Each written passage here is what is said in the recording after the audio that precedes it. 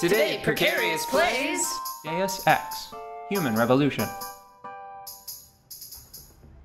I find this mysterious young woman fascinating.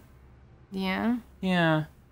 It's just such a weird hodgepodge of culture, right? Yeah. How do you mean? Well, The headset, the headset... unnatural hair, and the puffy collar?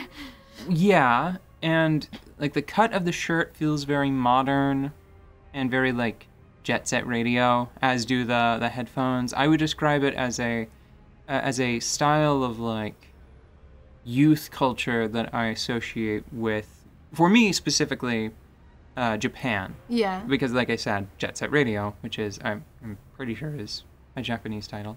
Mm-hmm. But then there's, like, the ruffly wristband, right? Yeah. Like the little sleeve thing there, and then the coffee filter collar. Yeah. Yeah, it's just a weird hodgepodge of old and new. It's kind of neat. Yeah, that's definitely very striking looking, especially with the hair.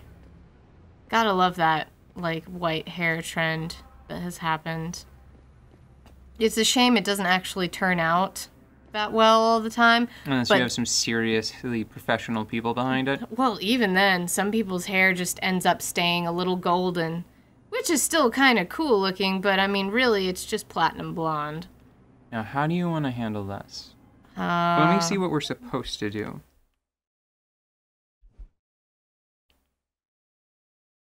Incapacitate the terrorist. I reached the meeting location, according to Mingyao? Mingyao, yeah. Yeah, it's really hard to say down here.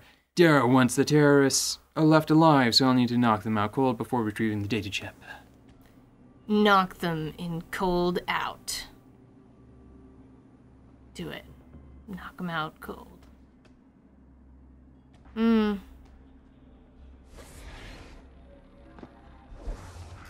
Oh.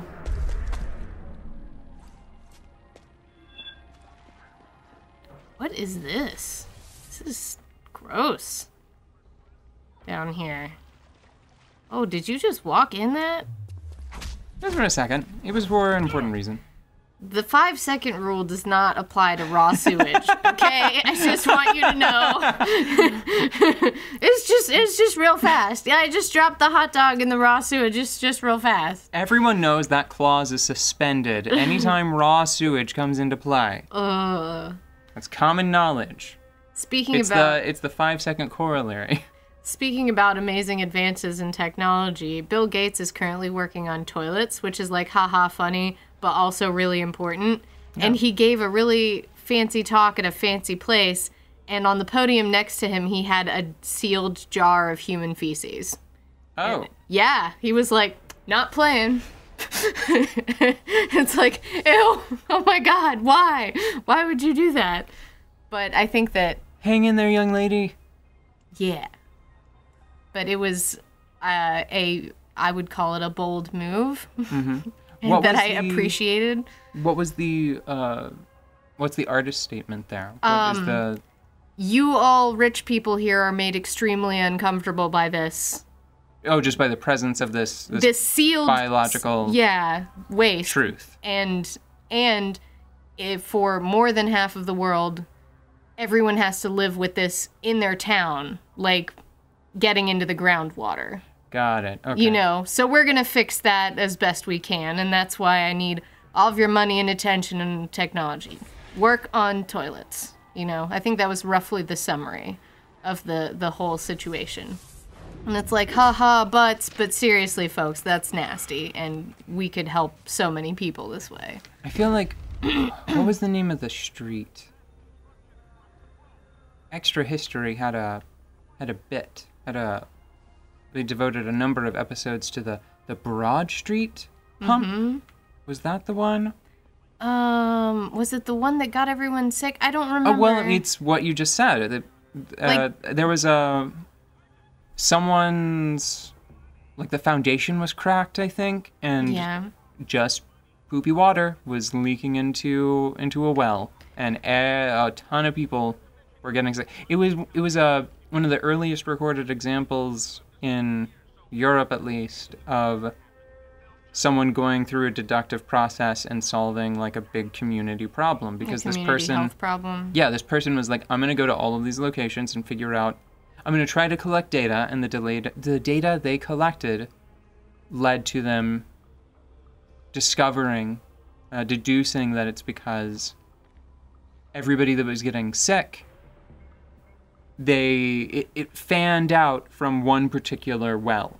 Yeah. It was in a big circle around the offending water source. Yeah, and thinking about that makes me feel awful, mostly, because that's like that's history. Yeah. That's history, right? But it's not for more than half of the world. It's just happening. Well, I mean, that's the thing. That's the thing that is bothering me, is it should be... It should, yeah. Be history exclusively. Yeah. And I feel like having a poop jar, that makes a certain statement. Yeah. But I feel like just pointing at that and saying, hey, look, this is still a huge problem. Does it help you to identify with it, to recognize this as a problem? If we talk about white European, probably white Europeans. Definitely Europeans, statistically probably white. If we talk about them for a while. Mm-hmm. Does that do it for you? Yeah, I don't know, but anyways, it was crazy. And I am excited about the technology because they're trying to develop things that can be off-grid, some of which don't require water. Like, all kinds of cool stuff. I mean, it's definitely... Oh, that's nasty. Yeah, I'm gonna Get him out of there.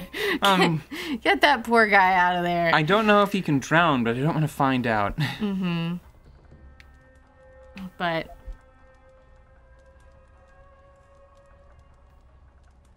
I wonder if we can maybe 3D print some toilets. Some good toilets. You can 3D print houses now, so... I think that 3D printing toilets... I think that would be a waste of production technology. I was thinking about... No, I don't... So, hold on. I'm trying to think about how a toilet is crafted. So, one of the most exciting things about 3D printing is you can create things which previously required a costly or wasteful subtractive process with an additive process. Yeah, so if you have one of the kinds of printer that can print two materials, one that dissolves and one that does not, you can print all the pieces of something that are supposed to articulate and work together, and then you put it all together with a little bit of the soluble product in between the joints. There's a plane. Probably a plane. Maybe a helicopter. Probably a plane. Yeah. Okay, I think it's passed. Okay. Anyways, you would create something with some of the soluble material between the joints, and then you would dissolve that material in... oftentimes it's a solvent like acetone, and then you have something that comes out assembled, articulated, and it's just all together. Yes, and then you can sort of free it from that bond. Yeah, so you just wash it. You put it through the dishwasher, basically. Well, that's interesting, because if they could come up with something that was water soluble, you could just sort of use it as a... I mean, not actually, but it could quickly... It would sort of be on a fast track to toilet-like behavior. Yeah. Because you could just run water through it. Yeah. I love this idea. And also, I love the idea of using it to print positives that you then make a mold out of. So maybe something is difficult to sculpt but easy to draw. So you draw it and then you print it. Yeah. And then you use it to make a mold and then replicate it.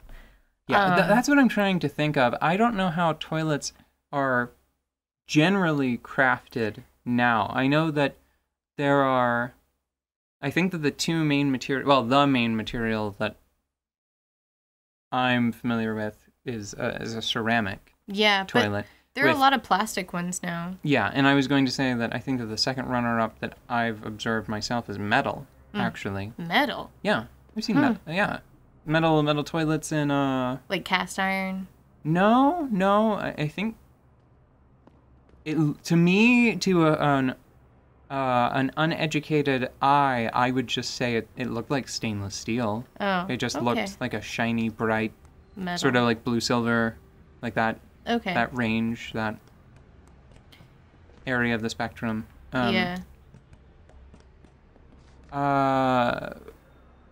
But those are like sort of square ones, not the usual like exterior bowl, not the toilet-shaped toilets. Lady, what did you want? Oh, it's a chip You must thing. get that chip back, Mr. Jensen. Yeah, we got it. I got the chip, lady. Your stapler has stapled. Before that, though, You've been working for Darrow a long time. How do you like it? Working for a powerful man ensures I am trusted with crucial tasks and involved in world-shaping events. It's quite exhilarating. You, of all people, should understand this. I'm a stapler. Honey, I don't understand anything. Any idea who these sellers are? Nothing substantial. We have a hunch they might be linked to Taiyong Medical, but the data chip will allow us to know for sure.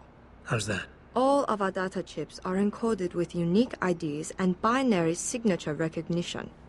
This means we'll be able to know exactly where it came from and where it went. What kind of information are we talking about here? What could people be so eager to sell? I am not at liberty to say. but I thought I was collecting information on a personality type, so that way I could be like, pheromones, are you sure? I think you could tell me. I'm very trustworthy. I got the chip. The sellers are out cold. Excellent work. Seems Mr. Darrow was right to trust you. We will send people to take care of the terrorists. Could I see the chip? How about you tell me what's on it first? Blackmail, Mr. Jensen? Don't waste your time. I won't tell you anything. Besides, there are stones better left unturned. Might as well just give me the chip and leave it at that. Okay. Look, you're a powerful young woman. You're in a position that warrants your access to classified information. I understand that not everybody should get their hands on this, but I'm like you. I work for a powerful man, and I get entrusted with secret information on a daily basis. Plus, I'm the one who busted his ass getting this chip for you. I guess your point is not entirely without merit. But understand, this information is extremely confidential. It concerns Panchaea, and more final area? specifically, the Hiram Project. Final boss. Chiron Project. Sorry. Never heard of it. I'm not surprised. It is a well-guarded secret. But without it, Panchaea could not exist. Such an ambitious project. An installation extending all the way to the ocean floor. The pressure exerted against it is constantly shifting. Yet the slightest defect in structural integrity could bring it all down. That's why we needed something powerful and extremely efficient to monitor it, day and night. You're saying the Chiron Project is some kind of advanced computer? Yes, I suppose you could say that. Thank you for your honesty. The information is safe with me, don't worry. Here's your data chip. Ah, perfect. You What? don't know what this means, Mr. Jensen. Your help has been invaluable. Thank you. Even though this was a favor for Mr. Darrow, he believes you should be duly rewarded. Here is a payment in credits. I'm sure Mr. Darrow will wish to congratulate you himself. Expect to hear from him soon. Neat. You've already seen part of the Hiron project. Oh, yeah? Have Hiron? I met Hiron? her?